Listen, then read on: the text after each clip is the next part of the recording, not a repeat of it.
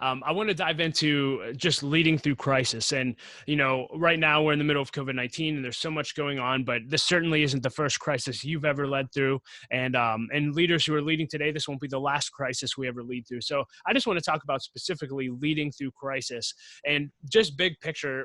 What are you learning and seeing when it comes to leading through crisis for leaders? Yeah, I love that question. It's so big. I think when I think about leading in crisis, it's like the difference between leading in wartime and leading in peacetime. Hmm. It's that dramatic. And I think we have so little experience leading in wartime, we're maybe not so good at it. And one of the things that I'm watching myself and leaders around me and around the country, is it's really important to know if your tendency is to overplay it or underplay it, to overlead or underlead. And because we all have a wire, we all have a bent, we all go to that one side or another. I'm a classic underplay it. My wiring is, it's going to be okay, we're going to be fine, you're going to be, we're going to, and the overplay it's we're all going to die, kind of a thing. But it's important to know which one you are in crisis. I'll tell you a fun short story. I had taken my in-laws, my father-in-law is 85 years old. He loves baseball. I took him to a baseball game for his birthday. Took the whole family. And third inning, we're rained out. It is pouring rain. I mean, it's dark. It's black outside, the clouds. It's raining. And I didn't want the whole family to have to go, 200 yards or 100 yards away in the rain to the car. So you guys stay here. I'll go get the car. I'll pull it up, and you guys run. You guys jump in. And of course, I wasn't the only one who had that idea. There was a long line of cars lined up, and it was dark, it was raining. And so I pulled up and my door opened, and this lady got in my car who I've never seen in my life before. She just got in my car and sat in the passenger seat, and she starts just like brushing the water and the rain. And she's like, oh my gosh, the rain. And this went on for like 3 or 4 or 5 seconds. That's a long time with a strange woman you don't know sitting in your car. That's a long time. And so she's brushing the water off, and finally she could sort of feel something, right? And she just turns her head slowly to me, and I just looked at her and I said, wrong car. And her response was this blood-curdling scream. It was unbelievable. And the door flings open and she kind of ran off into the darkness, and that was the end of it. So the story is, who in the story was the one who is the underplay, and who's the one who overplayed it? Obviously I'm the underplay guy, like wrong car. That's And beautiful. like somebody's going to kill her, and I tell that fun story because, for one, it's a fun story, but I think in leadership, all of us have a bias to one side or another. And let's say, you and Will are, one of you is a CEO and one of you is the COO, and one of you underplays and one of you overplays. It's really important that you know who's who and which is which. And when you know it personally about yourself, you know how to gear up or pull back accordingly. So that's one thing I'm watching. I can give you another one, but I don't want to keep talking too long. No, that's really good. I've never really thought through that lens before. I guess organizationally, do you see that the CEO, COO, is that typical? You see those two having different responses? I'm just curious in your leadership experience. Definitely. Typically, partners and exec teams and senior leadership teams, you'll have, if it's healthy, you'll have a good mixture of all that, and you'll have all those different personalities in play. And it's like a good sports team. You need to know who's. It's how Kevin and I make really great decisions. He's more bet the farm all in, financially, and I'm more, let's think this through a little bit for a minute, and then let's go. But because he and I know that about each other, we make really good decisions, because he would say, if we did his thought immediately the whole time, who knows what would happen. It would be too much. If we did mine, it might not always be enough. We know that, and I'm not talking about compromise or beige or committee or in the middle or anything like that, but there's a wisdom that finds its place when you understand your wiring and the team and who you are and how you lead. Yeah. I'll toss out one other thing if you want, that I'm seeing, and that's enough. I know we have a lot of cool questions here, but in terms of crisis, People don't expect you to have all the answers. That's one of the things I'm hearing a lot is, I don't know, I don't know, I don't know, COVID, and we don't know. The people you lead, the people you're responsible for, they don't expect you to have all the answers. What they do want, though, is the next step. They do expect you to know the next step. They do want a sense of direction. For example, in my world, I can only speak, mostly about my world, is uh, they don't want all the details about how the church will reopen, but they want a date. Give them the next step. Give them what's the next piece. They do want that. And they don't really even want all the details, but give them the next step. I think those are a couple of things that come to mind in leading in crisis. I think that's so good. And obviously no one knows what people are calling the new normal is going to look like on the other side of this crisis, but it does seem like on the other side of every major crisis, there is a new normal. Can you just speak to leaders today who are in the middle of this? What can they do to maximize the opportunities before them moving into the new normal so that they make sure they don't get left behind? Yep. It's a great question. And I'm going to use a couple of words that maybe seem like, yeah, we've heard them before, but I really want to emphasize them. And that is our receptivity, my receptivity, your receptivity to adaptation and innovation. More than ever before. I know it's not a new idea, but right now it's new because we're moving so fast and culture is changing so fast. And I think we've all been forced to adapt quickly. Like we just, no one would have ever have said you can have church when you don't have a church, a building. What do you mean close the doors? You can't do that and have church. Well, yes, you can. And then after that had happened, they said, well, okay, we can have church with the church closed, but you can't have children's ministries and student ministries online. Well, yeah, you can. And so, but here's now what we're learning. So the adaptation was forced, but here's the key. Now the opportunity is we're moving from forced adaptation to intentional adaptation and innovation. What I mean by that is we're now learning that while online church worked, it's now starting to not work, meaning it's having a shelf life. The attendance soared. Churches were having in the beginning greater attendances than they've ever had before. People fell in love with going to church in their jammies and eating pancakes, right? I mean, they love it. And now it's dropping off as rapidly as it was climbing. So we're being forced to adapt again. And I think what we're coming out of that is adaptation now has to move to innovation. And I think that's the opportunity.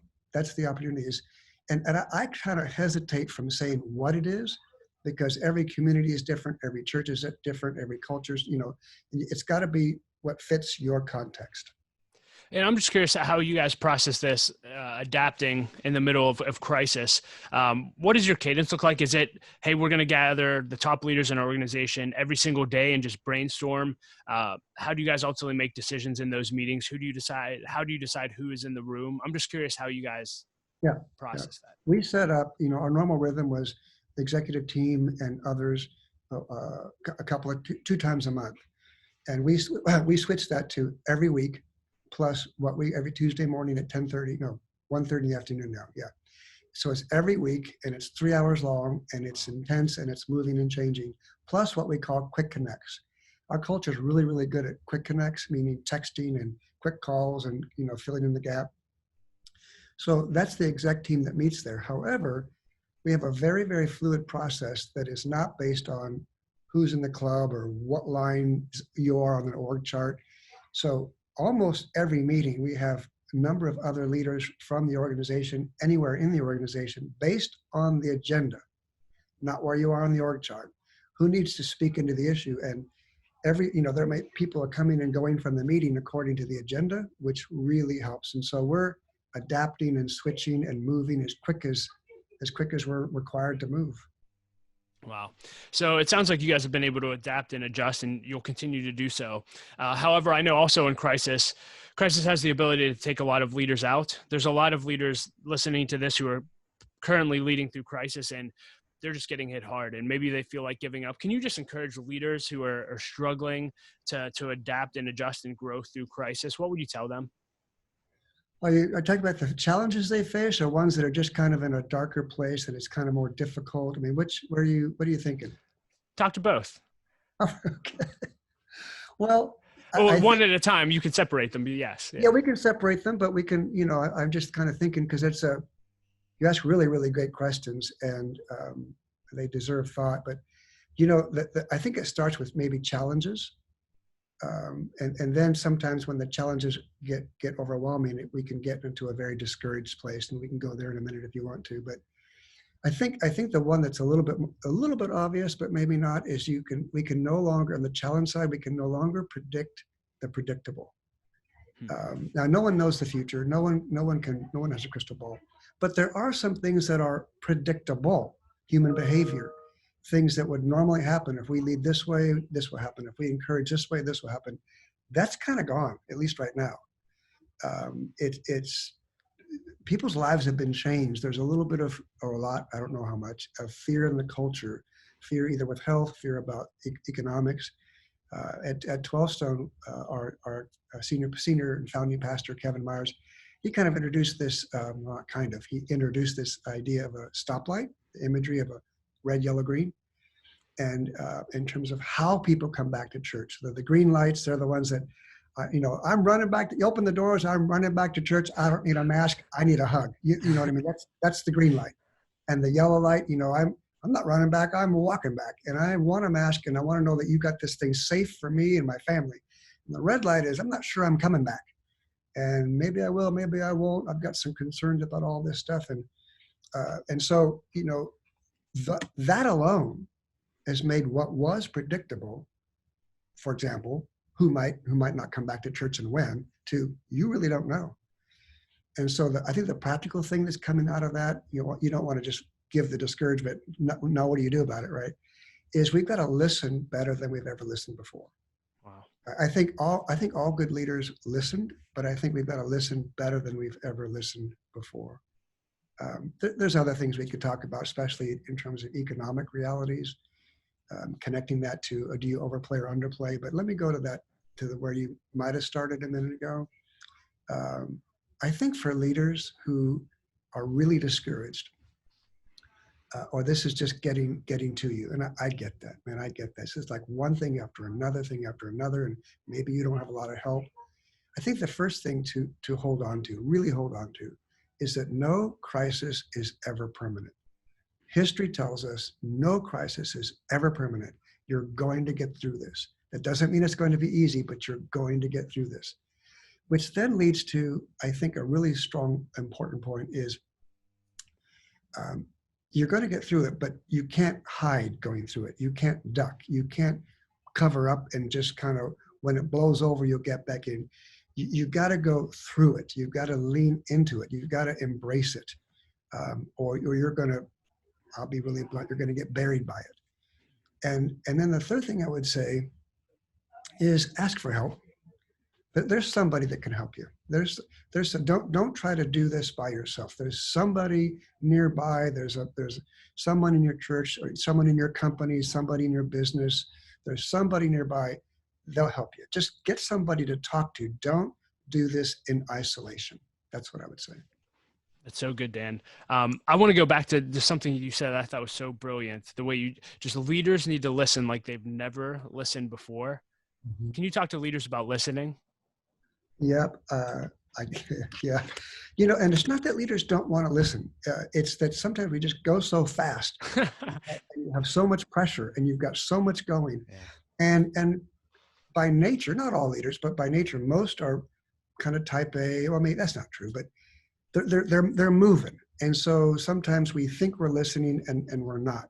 And slowing down is difficult. And so I think it's almost a life change thing, a cultural change to slow down.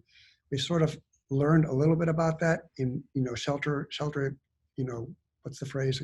In place. Yeah. Shelter in place. Yeah. My mind doesn't say shelter in place. My mind says, I have to stay home, Yeah. Yeah, shelter in place. I've never quite got that, but then he's like, you can't leave your house. That I get.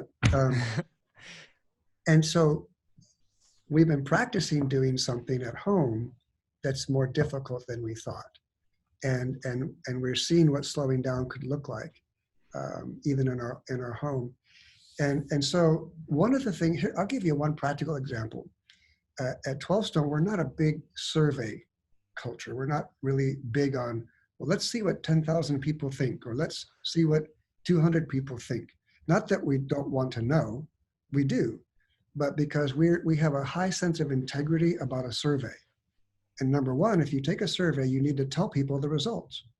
And number two, if you take a survey, you need to do something about it. You need to have the integrity. You can't just gather information from people and then don't tell them what it was and don't do anything about it. So we take that real serious.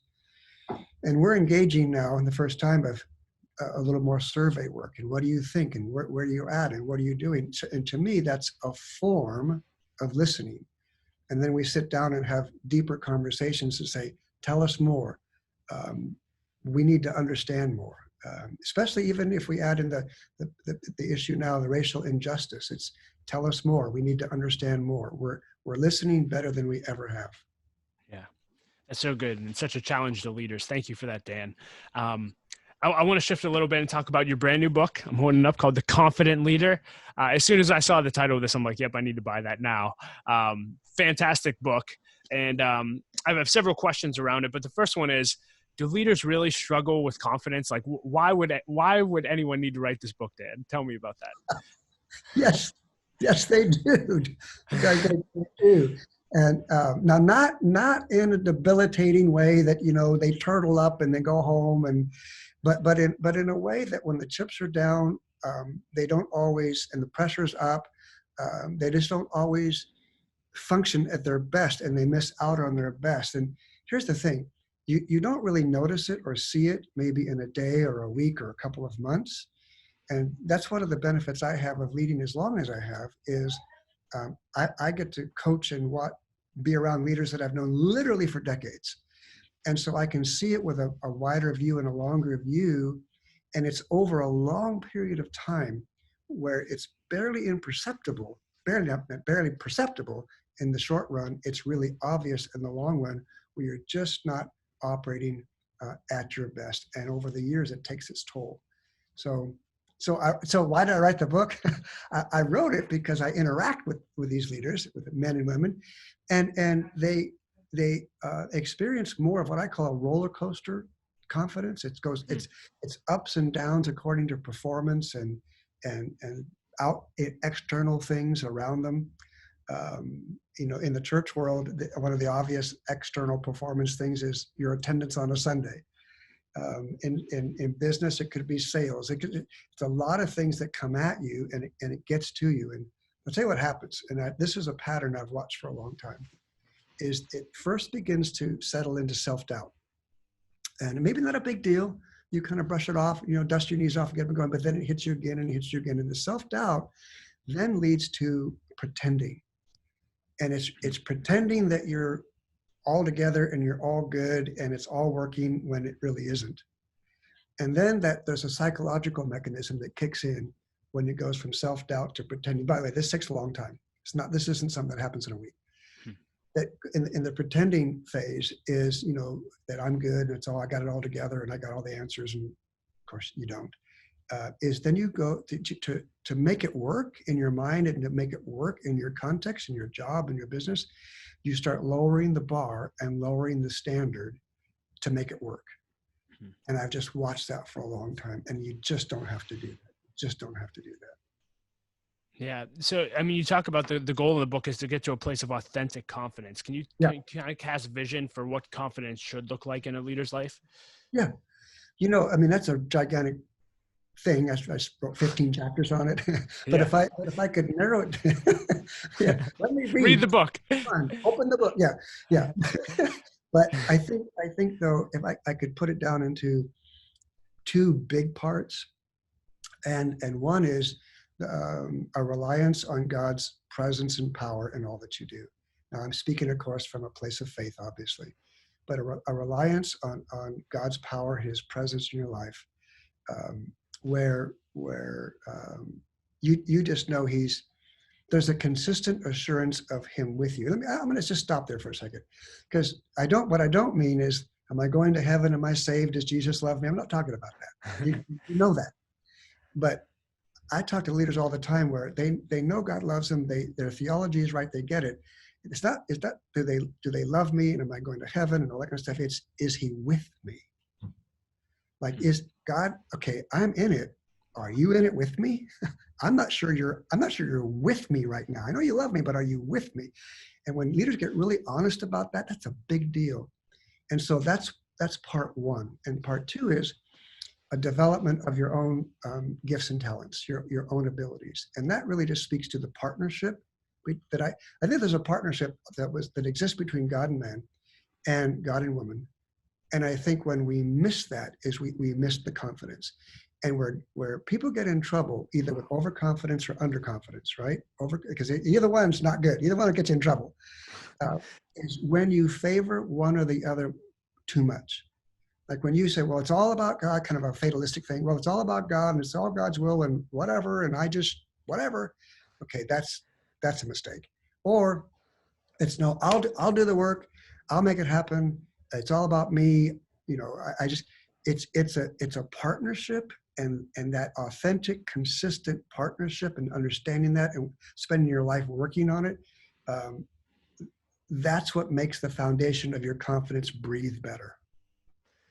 And that is so good. You made the statement in the book. I'll just read it here. It said, the moment you step up to lead, you immediately become aware of your level of confidence. And I threw the question in there, you know, what if people don't like what they become aware of? And what you just said was so powerful. You know, I guess it was 2 years ago now, I took on a new role as director of development at the organization I'm in. And I did not like what I became aware of when I stepped into that role. It was a major lack of confidence. But what you said there, and actually in the book, I believe his name, is it the pastor at Life Church, Terry? Is that his name? Oh, Jerry. Jerry. The exec pastor, yeah.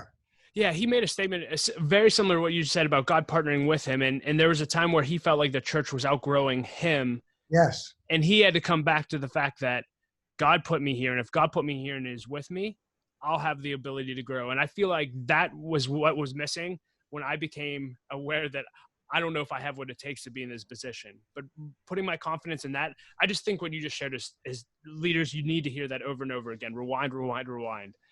Anything you want to share before I go to another question? I just wanted to reemphasize how big that was. Yeah, well, it is big, and thank you for saying that. But when the quote that you brought up, you know, when you step up to lead, you immediately become aware of your level of confidence. And what if you see something you don't like, right? Because that happens. But I guess what I want to say about that is that's a good thing. When you see something you don't like, that's a good thing. And if you want to do something about it, that's a good thing, because that motivates you to grow and learn and change. The only problem there is the only thing that I would worry about for you or Will or anybody is listening to us today is if you stepped up to lead, you saw something you didn't like, and you became aware of something, and then you didn't do anything about it. That's the formula for disaster. That goes back to what I was saying before. Then you start pretending, then you start defending, then you start excusing, then you start lowering the bar. And of course, you're not going to move ahead that way. So, yeah. One area of growth that you focus on in the book is growing your character, and that's a source of confidence as well. I'm just curious, based on your years in leadership, how can one grow and develop their character? Yeah, well, I guess now I'm giving a shameless plug. So thank you that you're bringing up the book here, because I devoted an entire section, 5 chapters to that, because it's so important. Yeah. And I think the core of that, Doug, is that self-leadership is the essence of character development. I think that's, if I had to say it in a sentence or two, I'd start there, that self-leadership is the core of character development. You can develop it in that way. And then second, you really can't lead others if you can't first lead yourself. So the things that I talk about, whether it's consistency or authority or adaptability, resilience, those kinds of chapters, that's really about leading yourself. And in that way, that strengthens your character. So that's right. That's what I think it's, well, you could drill down as much as you want, but that's what I think the big idea is about. Yeah. Um, Similarly related, I love to ask leaders about how they deal with the pain and the weight and the pressures that come with leadership. Especially I think young leaders aspire to leadership and they think, oh, I'm going to have a sweet office. I get to speak on stage. I have a staff reporting me. I have a budget, and they think of all these cool things. And then you get into it and it's just like, yeah, this wasn't what I thought it was going to be. Yeah, yeah, A lot of weight. How do you personally deal with that? And how have you dealt with that over the years? yeah. I think I love that question because it comes up a ton. I think the first thing I do if it's really piling up, if it's a lot, again, every not every day is a good day. So that's not what I'm talking about. But the bigger picture, I think the first thing I do is I go back to my calling. And I think that's really important. I know calling has changed over time and we have differing definitions of it. And I think it's all healthy and good, generational definitions of what calling looks like. So I'm not focusing there, but some sense of calling. This isn't just a job. This is what, I was created on purpose, for a purpose, that kind of a notion. So I go back to that. And that reminds me of a bigger picture of purpose. And it helps me stay on that big picture. And then I go real practical. So I start there and then I go practical. And the practical thing is every job has the bad, the junks, the stuff that you don't want to do. But I remind myself that I do that because I get to do the other. I'm floored that I get paid to do this. I love what I do. I went from undergraduate work that had nothing to do with theology or church or anything, and to seminary. And a lot of the students who were in seminary when they were Bible majors. And so they were bored and said, this is repeat. And I was having the time of my life. I remember thinking to myself, I'm getting credit for this. And then I became had a job that I'm getting paid for this. And so when you're called and when you love your work, the little things that you need to do for the things that you get to do, that's how I say it. The things that I need to do so that I can do the things that I get to do, that just helps me keep going. And that makes a difference. Yeah, I'd like to go here sometimes with leaders. Can you talk about calling and doing what you love versus making money? I'm just curious what you've learned about money over the course, because it's like, oh, well, man, I would love to be like Dan and do what I love, but I don't know if I can support my family then. What have you learned about money over your years of ministry and leadership? Well, first of all, having some is better than not. So let's just start there. Yeah, Yeah. I would suggest, let's be real. I've grown accustomed to eating, and so have my children and my wife, and so let's not pretend that that we don't want to make a good living and that kind of a thing. That said, I've just coached way too many people to know that there's a thing that I call the golden handcuffs, and literally, just exactly what it sounds like. They make an incredible amount of money and they lose their freedom. They lose their options. One of the things that John mentored me in a long, long time ago is leaders never, ever, ever don't. He's just the options. You just don't lose your options. Because here's the thing. Life is made up of trades. All of life, all your life is a series of trades. And trades tap into options. And when you surrender your options, you lose your freedom. And when you lose your freedom, you're not the person you were ever designed to be. So the golden handcuffs are when you make so much money, you can't change, even if you want to change. And that's a terrible place to be. And now, by the way, you can have golden handcuffs, not because you make a lot of money. You can be in golden handcuffs because you make a little money, but you overspend yourself. You can get them. You can get those on in more than one way. But the happiness it just doesn't come from how much you make. It comes from how productive you are. I get to talk to people in their 60s now, and they never ever regret doing the challenge, doing the thing, I remember one guy. I know we don't have a lot of time, but stories are sometimes better than me just rambling on with principles. Go for it. Yeah. One guy named Steve, and Steve was like in his 40s. And he was in, I think, engineering somewhere. And one of my J-men back in San Diego, Joshua's men, great guy. And he'd always wanted to be a teacher. He just always, and everybody knew he'd be a great teacher. but he was in his 40s. He's making a lot of money. And he said, I can't do it. I'd have to go back to school and whatever. And his wife said, I'll babysit. I'll do whatever. Well, I'll just, when he made the choice, it was like something unfolding before our eyes. They sacrificed for a couple of years, and he became an elementary school teacher in his 40s. And year after year after year, he won the award for best teacher. The people clamored, parents clamored to be around him. He was extraordinary.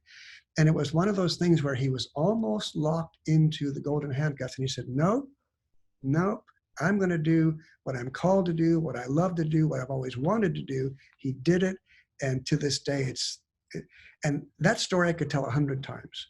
And I always tell the men and women I get to talk to is, man, don't get locked in. Don't surrender your options. Go for the freedom. Be the person God designed you to be. I've never heard that illustration. That was extremely powerful. Thank you for sharing. One thing you mentioned in there that John, referring to John Maxwell, mentored you. And I know you got to work with John and you were mentored by John for 38 years, which is incredible. And I was sharing with you last night on our prep call for this interview that, John's been a huge hero in my life. And I'm just curious, what are maybe one or two of the greatest things that you've learned under being under his mentorship in your life? Yeah, well, we could spend a long time there too.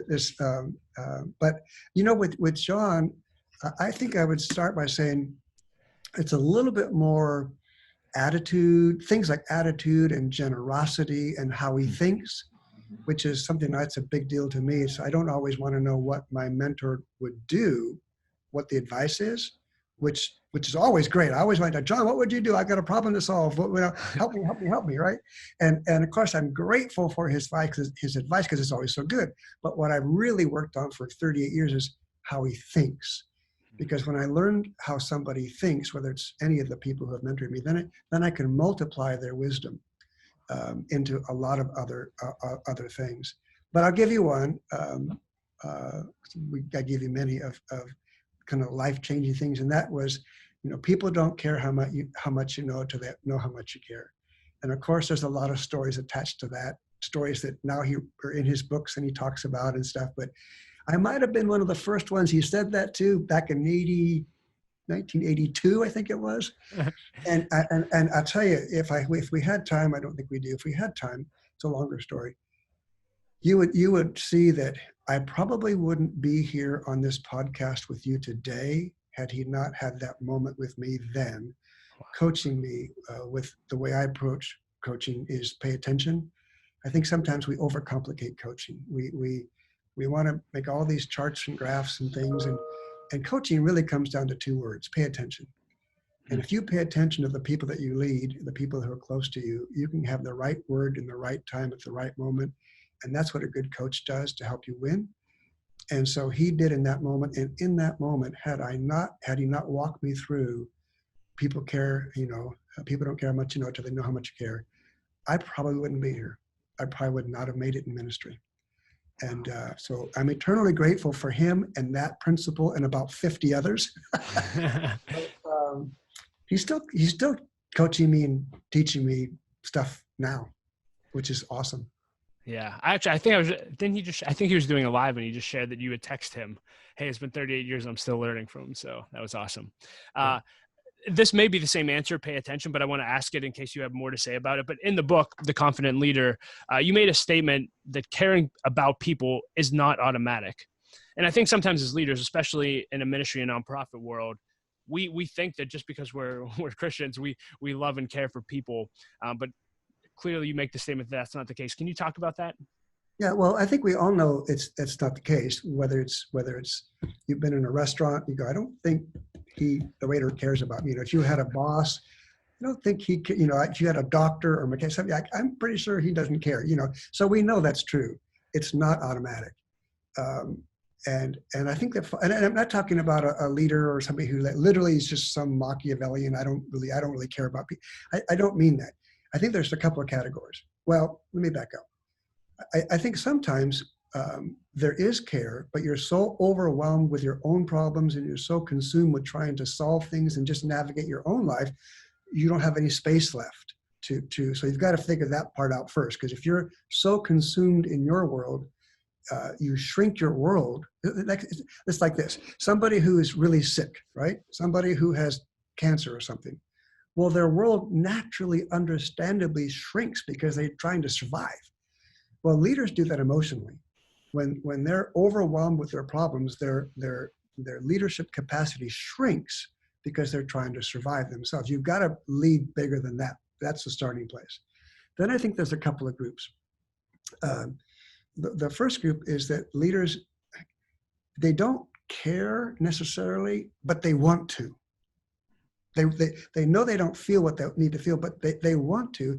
And I think that group literally, because you can't just say, now I care. That doesn't, you can't, you do or you don't, right? You can't just flip a switch, but you can ask God to help you care. I've seen that happen. And the second group was part of my story is you really care about people, you really love people, but you just sucked at showing it. You just didn't know how to show it. You moved too fast, you went too fast, you're always trying to save the world, and John would say to me, you're running right by the world. Can you slow down? Those are people. They call them people, and, and I realized, oh my gosh, but he let me help me see that you have deep care and love and passion for people, but you've got to slow down. And so for that group, it's just having a coach sort of help you express the care you have for people. So those are the two groups that I see, and those are the two ways that you can actually care more intentionally than if but before. Yeah. It's good. You've spent most of your career in ministry as an executive pastor or a number two in an organization. A lot of leaders listening to this, they aspire, especially young leaders, they all want to aspire to be number one, but whether they're actually in the number two seat as an executive pastor or just a young leader in the organization, in one way or another, we're all number twos. And I'm just curious, after all the years you've been faithful as a number two, what have you learned about being a great number two that we could all learn from? Wow. This is the topic of another book soon, hopefully to come out someday. Let's go. I love this topic. A lot of my work is with in the executive pastor realm. So let me just toss out one big idea, and then we can go wherever you want to go with it. Sure. I think one of the keys is the ability to navigate all power and no power at the same time. The ability to navigate all authority and no authority at the same time. It's to understand authority. Like for example, I've been given a huge amount of authority over the years, but it's important for me to remember it was transferred to me. It doesn't belong to me. I'm stewarding it. And I think it's important for number two and executives to have the strength to lead, but you don't have to do it. You can't, in other words, you don't want to just be an executive valet who just kind of like, well, I just do what I'm told. Because then you're not helping anything, you're not leading anything. You have to have enough force and gumption and authority and drive in you to lead, but you're not clamoring for more. That's what I'm trying to say. You steward what you've been given. It's a sacred trust that you've been given, and it doesn't belong to you. Of course, the hard part is you're still responsible to lead, even though the authority doesn't belong to you, but you're not clamoring for more. And that's a difficult place for a lot of leaders to be. Here's why. If you have enough drive to actually lead, typically an individual wants more. And it's difficult to lead with what you've been given and to serve, but still also have enough horsepower to make something happen. I think that's at the core of a conversation that I've had hundreds of times with leaders. And of course, at that point, it goes into really nuanced things about the individual and the context and the culture where they lead. I don't know, that was a lot. Did that make sense to you? Yeah, I've never heard anyone speak on that. That was extremely powerful. Talk to young leaders about, I always just like saying being faithful where they're at and serving the leaders they're under. Because again, I guess just what advice do you have for young leaders being a 360-degree leader would be my question. 360. So I get the 360 in a lot of contexts, but unpack there's a lot of ways to go at to talk about the young leader. Yeah. What do you? I guess I'll just for the time that we have left, what advice do you have for young leaders listening? that I get better. Okay. Um,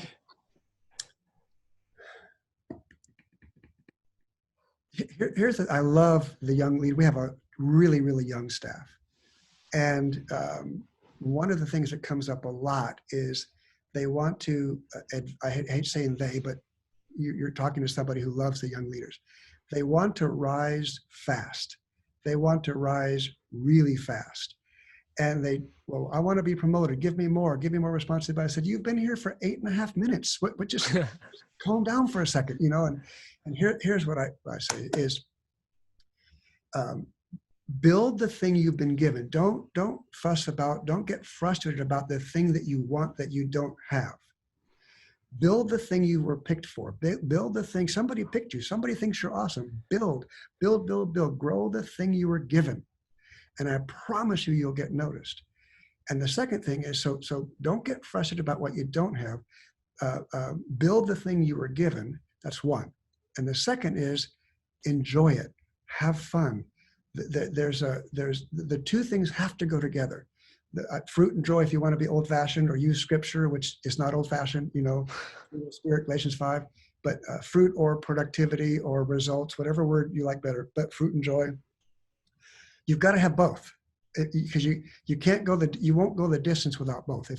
What I mean by that is, if you're highly productive, but there's no joy, you're not going to go the distance. You're not going to go 39 years. You're not going to go 49 years. You're not going to last.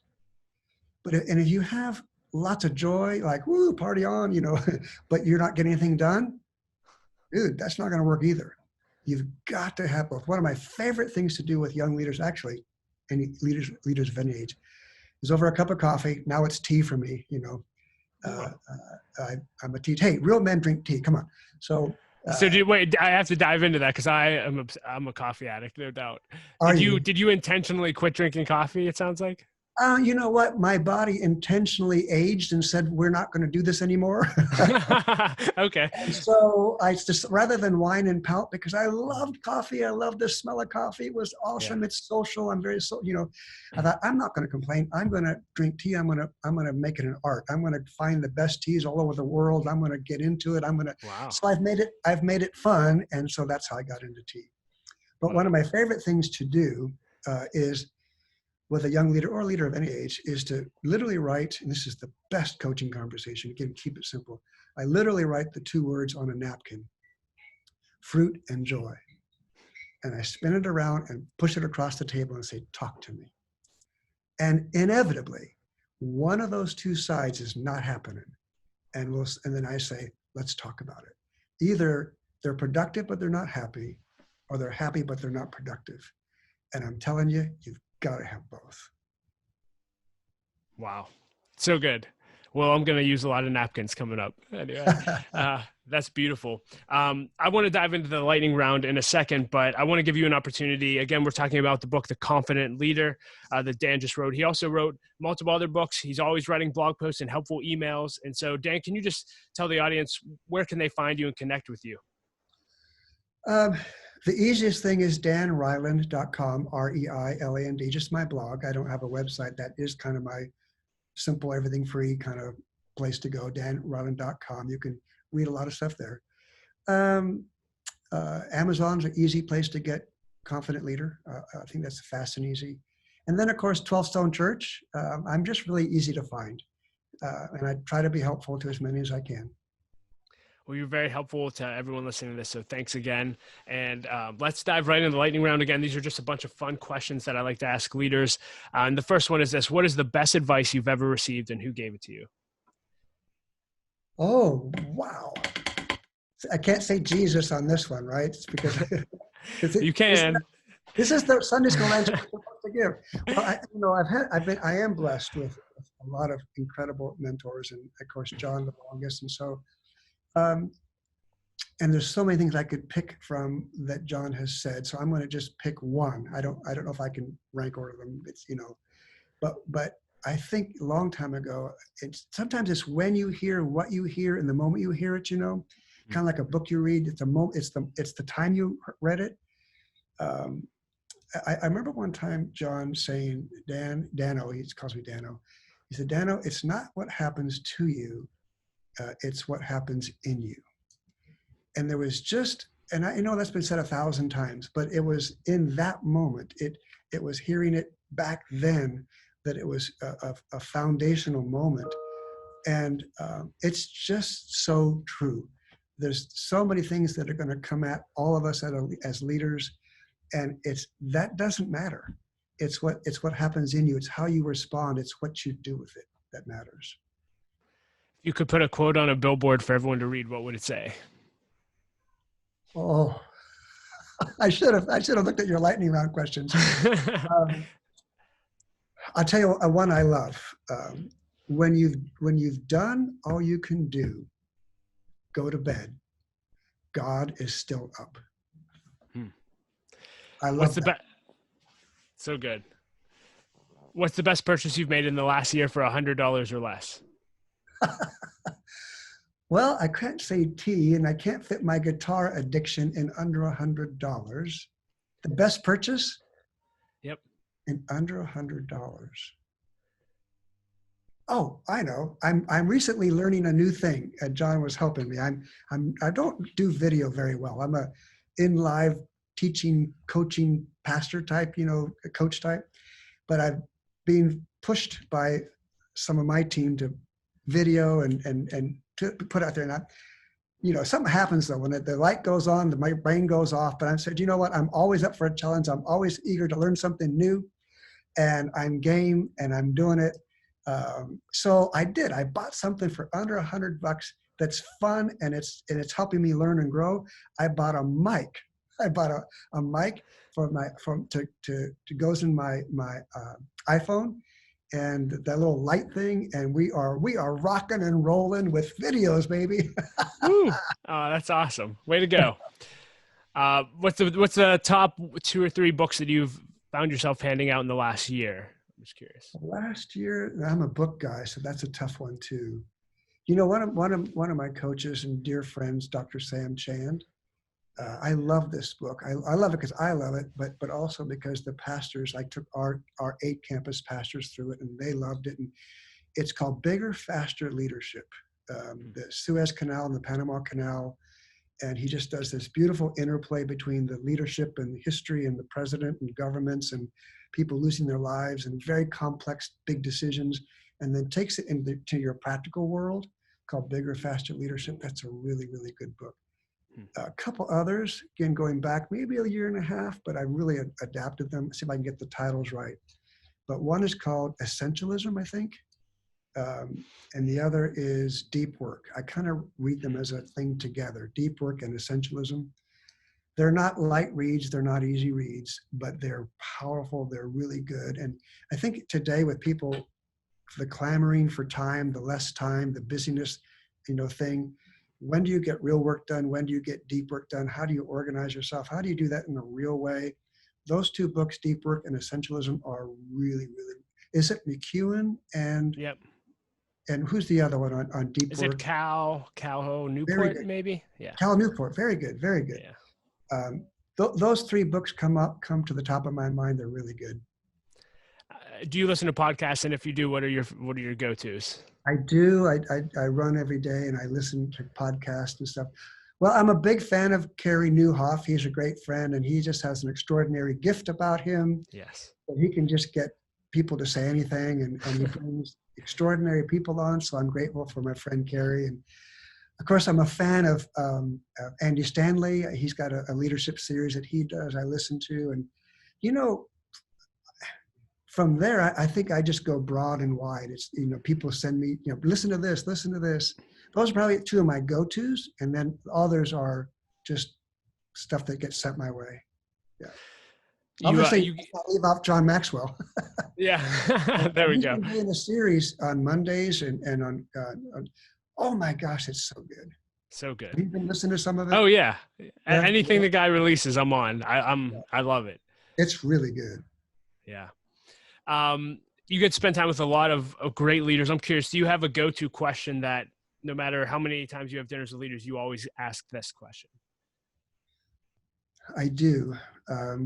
Several. One is personal and one is more organizational. The one I love asking is simply this: what do you want? What do you want? And people stop and go, what do you mean, what do you want? And what do you want? I know you want something. What do you want out of life? What do you want out of ministry? Talk to me about what you want. So many leaders don't give themselves permission to be honest about what they want in life. And those become, well, the most dangerous leaders are the ones who don't know what they want. Those are dangerous leaders. But then the conflicted leaders are the ones who